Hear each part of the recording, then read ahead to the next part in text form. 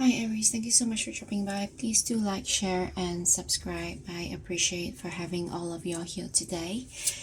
We'll be doing on your love life.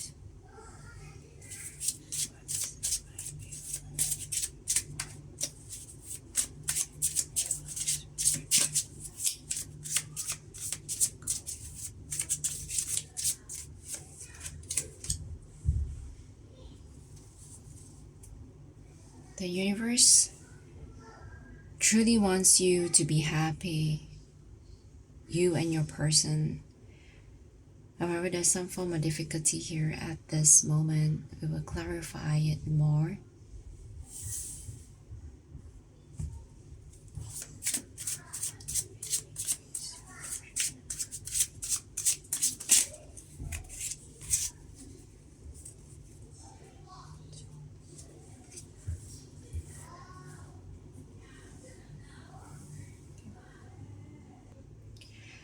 You can appreciate your partner as being a very steady person, very secure.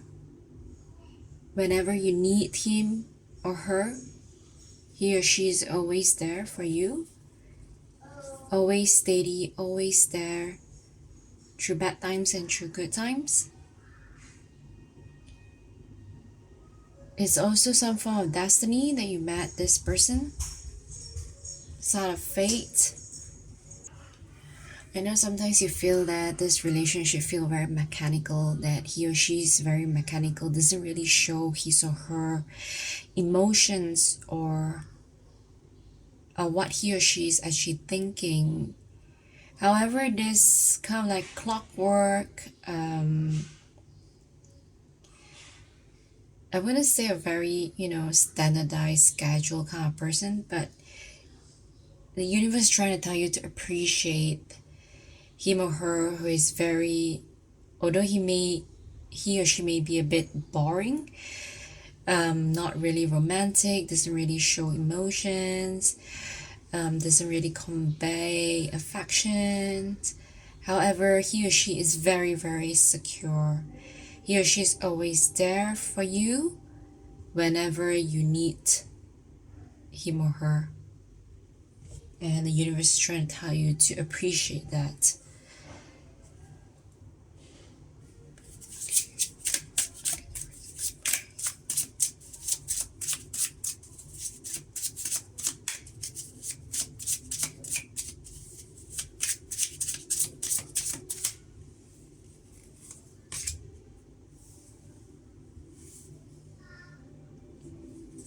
Ten of Wands.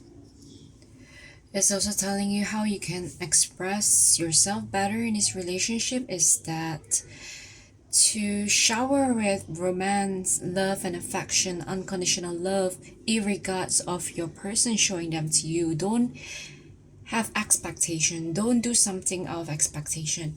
Like, why should I show romantic love or affection? Why should I share my emotions if my other person does not really share?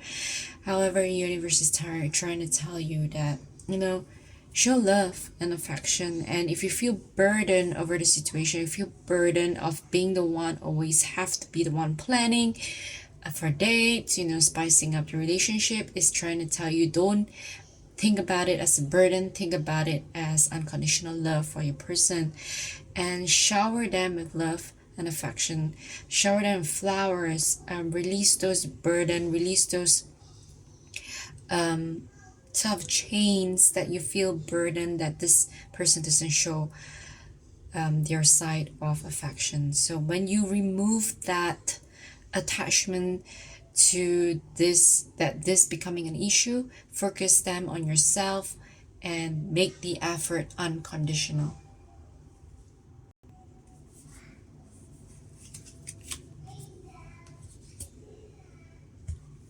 The Nine of Swords. So whichever situation that you're having with your person and it has been keeping you up at night and you've been thinking about it, all day, all night about a situation, and a small issue has blown up to be bigger and bigger and is entrapping you in a lot of suffering and pain over, and making the negative attributes of your person to be enlarged and magnified. So it's trying to tell you to find peace by letting go. Do not nitty pick on the negative attributes of your person. You know, do not oversee them. I mean, just don't nitty pick on it. Let it go. Don't focus on the flaws of your person. Instead, take the time, energy, and emotions to think about how you can be at peace with the situation. How can you be at peace with the flaws of your person, and how you can use that and make it better by yourself, because the only way we can change is by changing ourselves. We cannot change other people, especially your person. So it's also trying to tell you to look within, introspection, and look at the matter as a whole and not on the small weakness and flaws that may irk you, but in general is actually something that may benefit you instead, and is trying to ask you to look within you in order for you to find peace in this situation.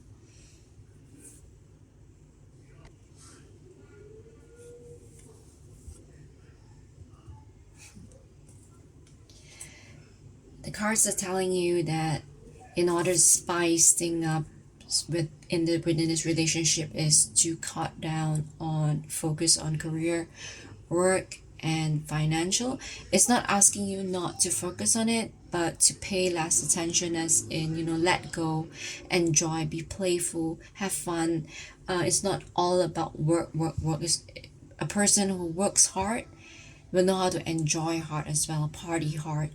So it's also trying to tell you and your person to not stress so much on the future of the family, shouldering so much burdens and responsibility that you forget about the passion and affections within you and your person in this relationship.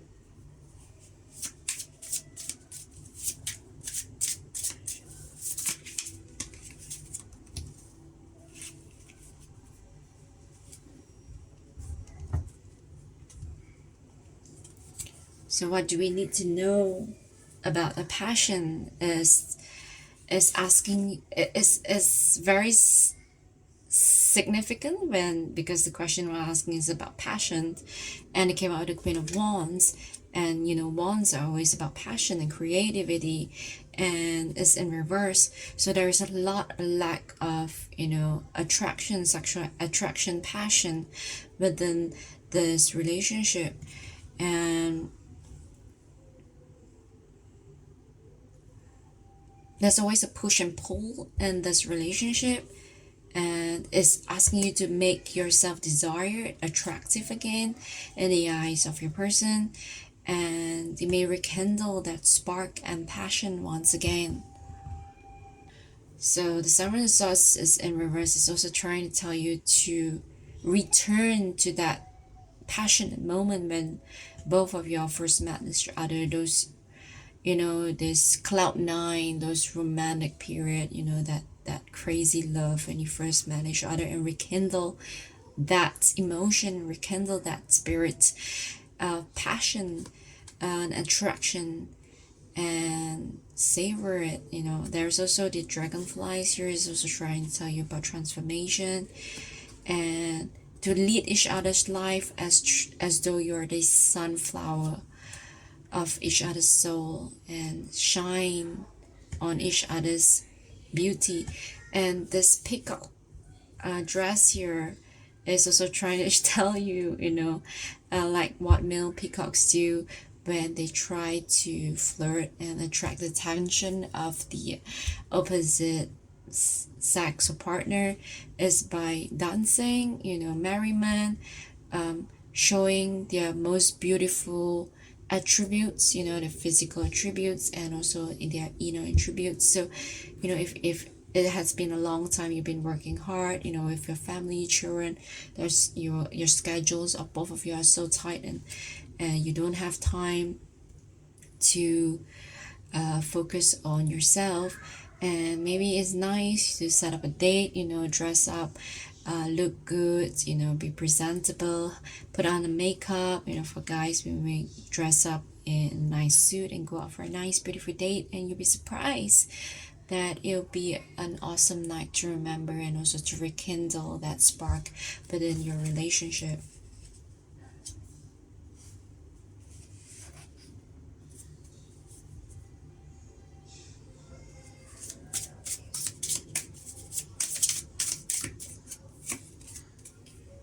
Wow.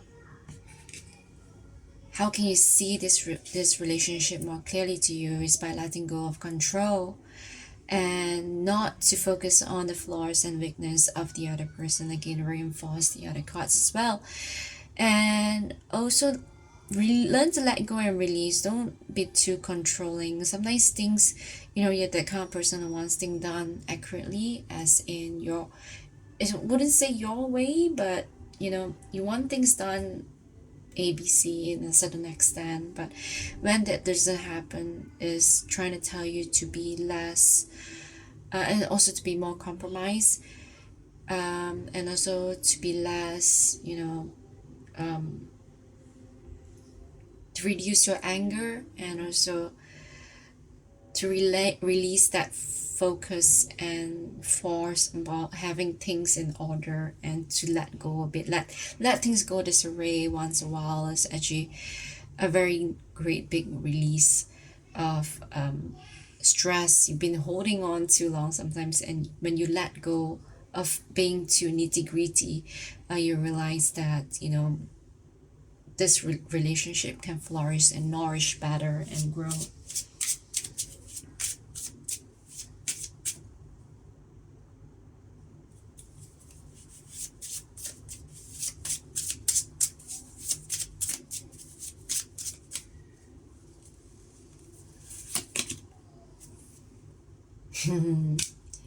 So the cards are trying to tell you that do not forget you're actually the soulmate, and that you were meant to make together is sort of destiny. That's why we have like the Wheel of Fortune here as well. And the first card that came out here, that both of you are meant to be together. It's your soulmate, and in this lifetime you're meant to meet each other and be, to be a couple and be a partner. However, there's a lot of reverse cards here, and the cards are trying to tell you that you have the power and energy to change the course of this relationship, to make it better. And you have the foundation, everything, the basis is there. It's just that you need a bit of energy, enthusiasm, and a bit of push to make this relationship better again. Your souls are very connected. You actually, deep down on the surface, you may think that you are both very much opposites, and you may think that that's why opposite attracts. But when the opposites gets too glaring, it become an issue. But deep down inside, you are both very similar, and you're actually like a twin soul. And the universe is trying to tell you that you can have this happiness, this happy, beautiful relationship. It just needs a little bit of effort and spark and passion into it. And it's actually a very beautiful relationship to be able to meet somebody who understands you and always truly be there, and very secure. So let's see more. So we have the Temple path. You can see that the universe have your back in this relationship.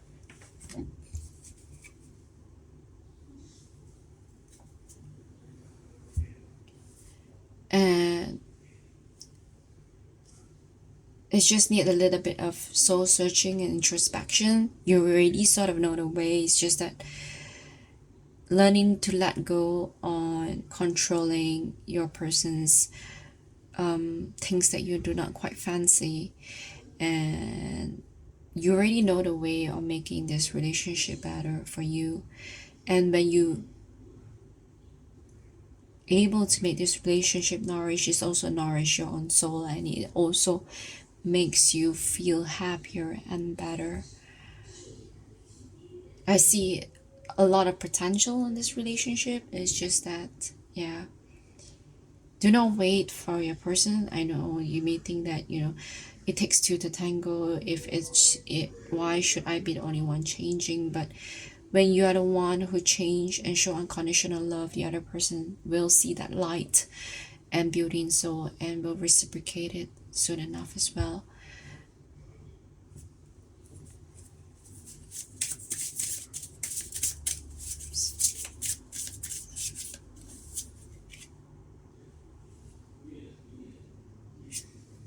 So it's also trying to tell you that intoxication, distorted view, and overindulgence. Yeah, so I feel a lot of over controlling issues here, wanting to control the other person, difficulty in letting go of things that does not get your way. And I keep hearing punishment as well. It's like when you set up something, you set up a plan, and the person doesn't really go according to your plan, and you get very emotional and angry over it. So take where it resonates. I'm sorry. And it's trying to tell you to, let go of all that control issues. So as this is a reading that, I hope that can benefit you. It's not meant to hurt anybody or giving very hurtful messages. Don't shoot the messenger. I'm here to try to help you in your journey. Again, the power of your destiny is in your hands. And yeah, if you like this reading, please do like, share, and subscribe, and I will see you in the next one.